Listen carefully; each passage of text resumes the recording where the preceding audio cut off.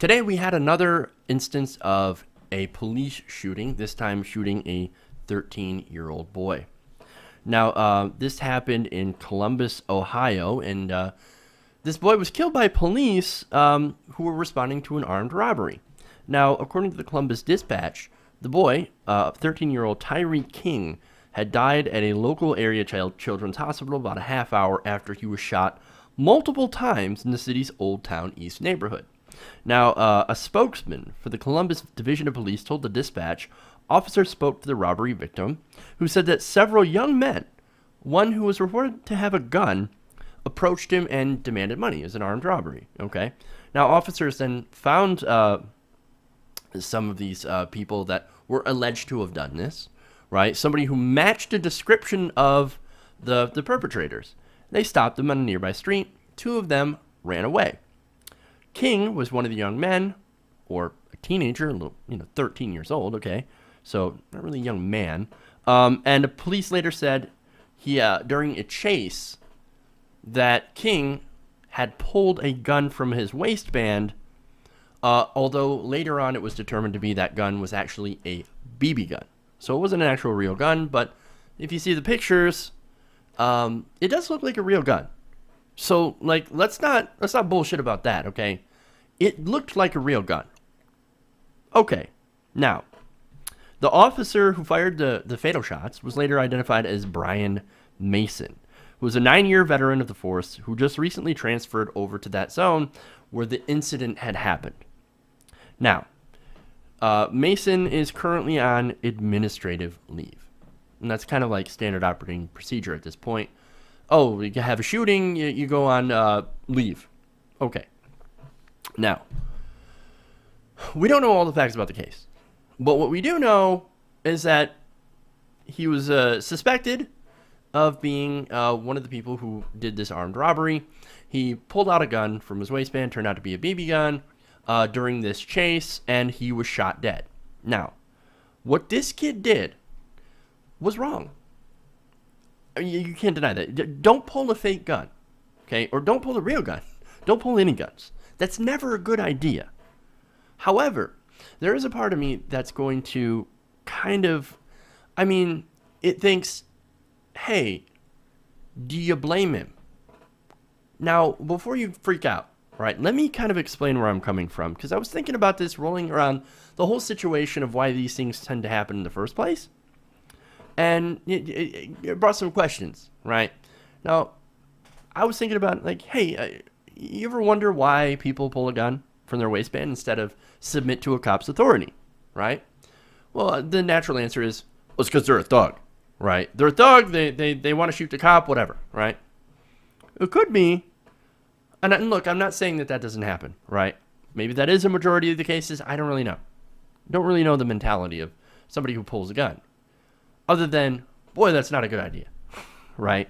Now, in some cases, maybe they are thugs, right? But maybe it could have been, and this is my, libby-lib, super progressive opinion, right? Maybe they've been conditioned to fear police, and that is their first response. I've got to protect myself. I've got a gun. I got to protect myself from this cop. More often than not, it seems like they believe that the police are not there to help him, are not there to help them. They're not there to ask questions. No, they believe that, some believe that, I think that the cops are there to kill them. And that's what they're going to do. Hey, you come here, boy. Come here, boy. Oh, no, oh, shit. I didn't do fucking wrong. Or maybe I did do something wrong and I don't want to get shot. I got to get the fuck out of here. And then they're going to do what they do to defend themselves. And I'm not saying that that's right. But I'm saying that maybe that's the thing. Okay? Maybe that's the thing. Now, in this case, right? Look, it's a hard situation. Okay? It's very gray. Okay? There's no black and white. Although I do feel like the cop should have been able to do more to de-escalate the situation. Right? Now, I realize that this kid pulled a gun. And the gun looked like a real gun. And so I can understand, oh, shit, you're going to shoot me, right? You just pulled out a gun. I've got my gun. I'm going to shoot you first. I understand that, right? However, let's not forget that there are cases where somebody did pull a gun on a cop and pointed the gun at the cop, and yet both of them still lived because the police officer was able to de-escalate the situation. I know that doesn't happen all the time. It doesn't happen in every situation. I understand that, right? I'm just saying that I believe that the police officer should be able to at least try to de-escalate the situation, which, as far as I know, didn't seem to happen in this case. As they were in mid-chase, and then boom, boom, right? But anyway, now, you might mention, yeah, but like, how is he supposed to de-escalate when he's right in the middle of a chase? Well, there's options, okay? For one, you didn't even have to chase him. You know what he looks like. At this point, if you're chasing somebody, you kind of know what they look like, okay? And you know the person that was robbed. The person that was robbed knows what they look like. It might have other information, maybe where they live. And yes, look, it involves maybe a little bit of investigative work, but that is part of your job. And you go and you find out where they live. You get a warrant and you go that way. And you do your job. You investigate, right? Now, if you insist on having to chase him, there are other non-lethal options, okay? You know, there is being able to use physical force to be able to subdue them without killing them. Yes, someone might get hurt, but in a lot of cases, you might actually both come out alive, even if you've got some cuts and bruises. I think that's acceptable. Look, I know I'm asking for a lot, right, in these stories. I know I'm asking for a lot. For the cops to actually take a risk, to make sure that they don't kill someone who might just be a scared child with a BB gun. And besides, even if it's a criminal, right, somebody who's a thug, right, that doesn't mean you can execute them in the street. So there's the other thing, right? We're all entitled to due process. And yes, I know that a cop is entitled to defend himself, but I think that should be at the very, very last option, is to use lethal force. Now, I want to give an example that I don't think anybody ever really gives, right? Now, we have military forces out policing different places. We had them in Iraq. We have them in Afghanistan that were policing civilian areas. They were acting as police, okay? Now, our military knows better than to shoot first in a civilian area. They know that they could kill the wrong person and start an international outrage, right? So that wouldn't be good for them. They don't shoot first, okay? They fire when fired upon. As far as I can understand it, maybe I'm wrong. But I think as far as, the military is concerned, they don't want to start shit. They don't want to shoot first unless they're actually engaging an enemy force. But once again, I'm talking about, doing policing, which is what some military do. They're actually much more careful. Now, I want to ask, why is it that our police are seemingly held to a lower standard than our military, considering that the police are dealing with American citizens instead of foreign citizens? It's a valid question, I think. And I think we should hold our cops to a higher standard. But anyway, look, here's the thing. The big problem is that the problem of cops shooting African Americans, right, disproportionately, comes down to a failure of the police not representing the communities they're supposed to serve. Now, what do I mean by that? Well, look at it this way. There isn't any trust between police and the policed. There's no more trust, especially in African American areas, right? Now, some of this is, of course, racism. There's over-policing. There's stopping people for bullshit things, for not mowing your yard, or dubious stops, right? Oh, you were going 2 miles over. Yeah, well, you don't stop the other guy for going 2 miles over. Why do you stop me? Well, you look like you might be a crack dealer, right? Remember Bill O'Reilly? You look like a drug dealer. You kind of look like one. What the hell is that supposed to be? What, because you're black? There's some obvious racism there, right? There's things like racist programs like stop and frisk, and there's the assumption that all black people are criminal or prone to criminality. When it really doesn't come down to a race thing, as African Americans and white people do crimes at pretty much the same rates. The thing that links them, that makes them more prone to crime, is poverty. That's what makes people want to be criminals, okay? And not necessarily want to be, but have to be. When you have to steal or when you have to deal drugs to survive in an area where there are no jobs and very little opportunity, well, you can understand why some people, even if you don't agree with it, you can understand why some people pursue these criminal endeavors, right? And you want to get to the root of the problem if you want to solve that problem. And I believe a lot of that is poverty, as well as institutional racism. Now, something funny happens, right? If you put all your cops in one area and make them look for crime. You know what you're going to find? You're going to find crime. Okay? You're going to find things like, you know, people with joints or whatever. Yes, it's a crime. Or people selling loose cigarettes. Or, look, in this case, you might even be a suspect. You'll find a suspect for a robbery. That does happen. Actual crime happens too, right? But sometimes you don't even have to be committing a crime. You can just be walking through a community with a hoodie on or playing with a toy gun, in the case of Tamir Rice.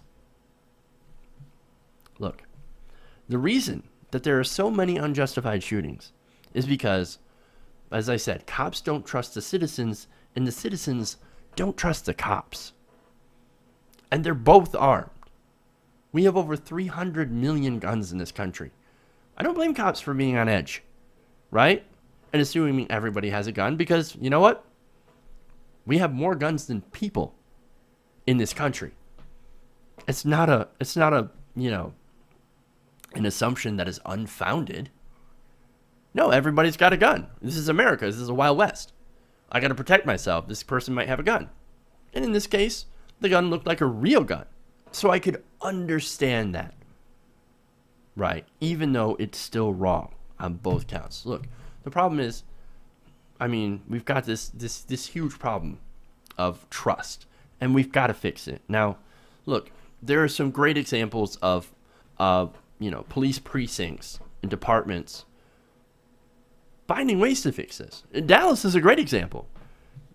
What they did is that they fixed the training and they focused on de-escalation, and they did community policing. They made sure that the police force is representative of the community as well as being hired from the community. That works. What we're doing now doesn't work. It leads to more police shootings. What Dallas did led to less police shootings. And we should all look at that as a model of how to do policing. The community trusts the Dallas PD now. And they grieved when members of the Dallas PD were killed by an unhinged person. Okay? And so, and look, when any cop gets killed, we should all grieve. But we should all grieve as well when anyone gets shot and killed. Especially a 13-year-old holding a BB gun. Or a 12-year-old who was playing in the park and was killed within 2 seconds of the police showing up. Now, as far as this kid, as I mentioned, look, it's a tragedy when anybody dies, right? Yes, you shouldn't pull a gun on a cop. I agree with that. You also shouldn't run, right? But as I explained earlier, I can understand why some would run even if they didn't do anything wrong. And we don't know if he did do something wrong. We don't know if he robbed that person. We don't know. Let's say he did, and that's why he ran. And that's why he pulled his BB gun. And if that's the case, what he did was wrong and stupid. But does that mean that he deserved the death penalty for doing so? No. I don't agree with that. I don't think that should have been the case. I don't think it should be the death penalty. No. Shooting should be the absolute last resort for a police officer. If you've tried everything else and you are still in danger, then you got to do what you got to do. Now, I know some of you are not going to agree. But I think that because we train them to take more risks and we arm them and we give them body armor and weapons and police dogs and all that stuff, I believe that we should hold them to a higher standard than the average regular person because of the nature of their job. Yes, their job is difficult. That's why we give them all these tools. That's why we give them cover for the law. Okay? That's why they are the law. That's why they get respect, right? They should take those risks. You don't tell someone who signed up for the army that they're not going to take a risk. You don't tell a firefighter that they're not going to take a risk, that they shouldn't rush into that burning building to save someone's life. Okay? It is part of their job. And that's why we normal people, normal citizens, look up to them and will take care of them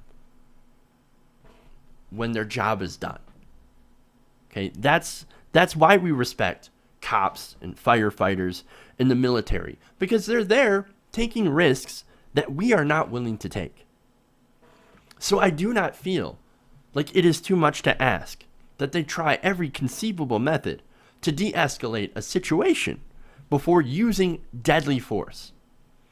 It should not be incumbent on a private citizen who has absolutely no training, may be emotionally distraught, intoxicated, mentally challenged, or what have you, to make sure that they don't get shot by a police officer. That's what I think. And that's, I think, something as a nation we all need to understand and we all need to get behind. Hey everybody, thanks for watching this video. If you want to see more like this, please hit the subscribe button below. And if you want to support truly independent, non-corporate media, go to our Patreon page and become a patron. Patreon.com/TYTNation.